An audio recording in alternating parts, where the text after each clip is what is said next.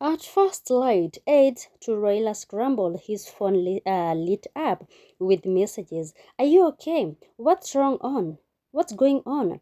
The rumor sheet claimed that Raila had collapsed under mysterious circumstances, that his health had failed. Kama sio baba Raila Amolo Odinga, leo hii hatungekaa hapa. The media ran with bits of its social media frizzled. Raila inner circle convinced in his study. His trusted advisor paced, we must issue a statement immediately. One argued, but another worried, we need to verify before feeding rumors more oxygen. About it, all Raila remained calm or tired to appear so.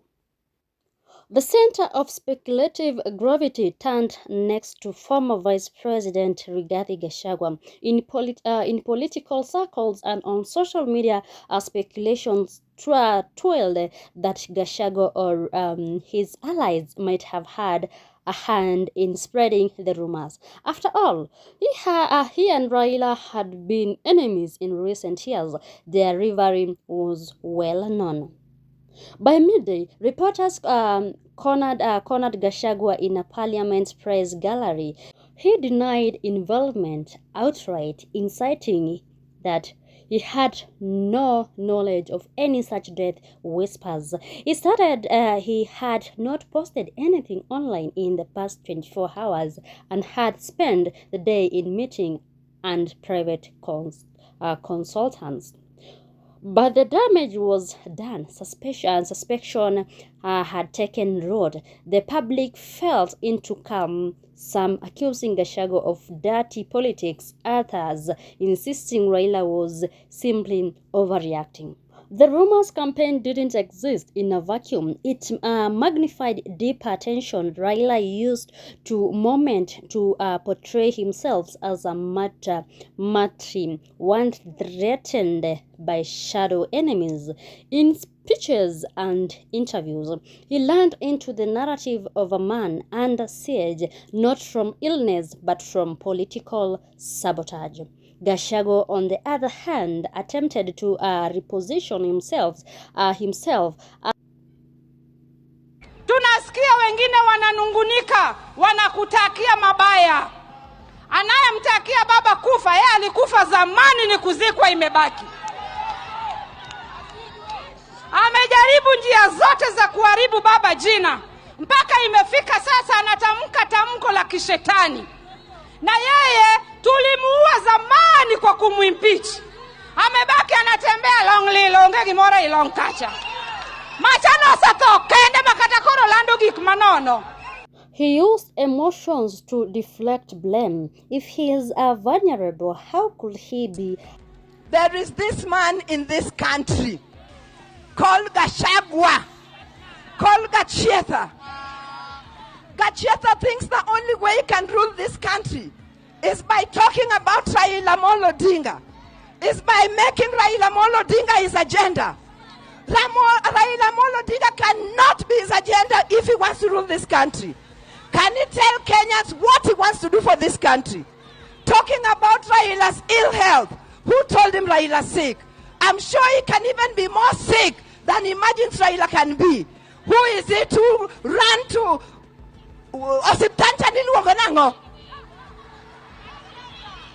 whatever that hospital was called? Who is he who ran to Karen Hospital to pretend that he was sick when Raila was busy fighting for peace in this country? Gachetha must know that Raila is the glue that holds this country together. Without Raila, this country would not be as peaceful as it is today. Awacho ne koso kawacho. Omiyo adwani wawach ka gidholuo. He must respect Raila Amolo Odinga. Let him not talk about Raila. And if he thinks he can continue talking about Raila, we are out now. We shall deal with him perpendicularly. Amechukia sisi wanaziwa kuliko anavyojichukia yeye mwenyewe. Sababu hapendi uwema. Mtu wa kishetani Hata na mshangaa wale ambao wanamfuata. Mtu anayemtakia mwenzake afe. Baba wako Ulaya anaangalia amani ya South Sudan, wewe unamuombea kukufa. Kafiri asiyejua Mungu. Ndugu ya Farao huyo. Right, later in the afternoon, Raila convenes a brief public address in a modest hall. Journalists jumped into the room. Cameras lined the walls. With a steady voice, he told of his life's work, of his loyalty to Kenya. That the rumors are bothering you, and you need to tell people you are well. You don't have to write a letter. All you need to do is do a few activities here and there, and then people can see you are well, and the matter just dies. President Moi, the second president of the Republic of Kenya, used to do it that way. He would disappear for 5-6 days. People would say Moi is sick. Then he would turn up at KICC and brisk walk from KCC to Harambee House. The matter just ends. These characters of Raila, what they would have done if they thought their rumors is unwell and they want to say, and they are bothered, and they shouldn't be bothered anyway, but if they are bothered, they should have just organized some activity. And even say, if they say he's out of the country, they are not even saying which country. You know, they are even the one creating more suspicion, because you are saying he's not in Europe. If you say he's not in Europe and you have nothing to hide, just say where he is. Looking at it, there are two fronts in my thinking. It's political mischief. One, if Raila Odinga will not run and he'll support William Ruto, a lot of people from Luo Nyanza are saying that if Kalonzo is on the ballot and Raila is not on the ballot, almost 40% would vote for him because he has stood with Raila for 15 years. So I think this was a scheme to try to create a wedge between the Luo nation and Kalonzo Musyoka. Myself, I've never supported Raila Odinga, and even the other day I was saying I felt bad. I asked people to support Ruto, who had said we support Raila, and I say I think I made a mistake. I've taken back that statement. I didn't make any mistake, because Raila would have just been like Ruto. The two are the same. So there is no mistake that I made. I think it's okay. Even if Raila was elected, he would still have behaved like Ruto. He would have gotten Ruto. They root the country together the way they are doing today. So for me, I don't know why they are bringing me into this matter. But I'm also aware that Ruto is so scared about my candidature that he's willing to give money to anybody who attacks me.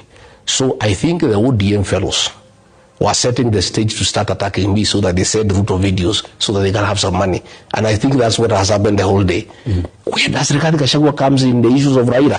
Have I posted anything? Have I said anything about Raila? I was even unaware that he's out of the country. But you know, and it doesn't matter anyway. But you know, they say where there's smoke, there's fire. I don't can just wake up. But you must start somewhere and say Rigathi wrote somewhere. He spoke somewhere. I was not even aware that the old man is out of the country, or whether he has any challenge or otherwise, you know. But I know that a lot of people, I have seen many people nowadays, they attack me in all forums. That's why you see there's so much attack against me. Then they get videos, they said William Ruto, they get some money. And it's a pity that ODM is a pale shadow of his former self. William Ruto told me when we were close that he would destroy ODM, he'll use money, he'll buy Raila, he'll buy close family members. He negotiated the sale of ODM with Junet and Joe, and it's true, he has destroyed ODM.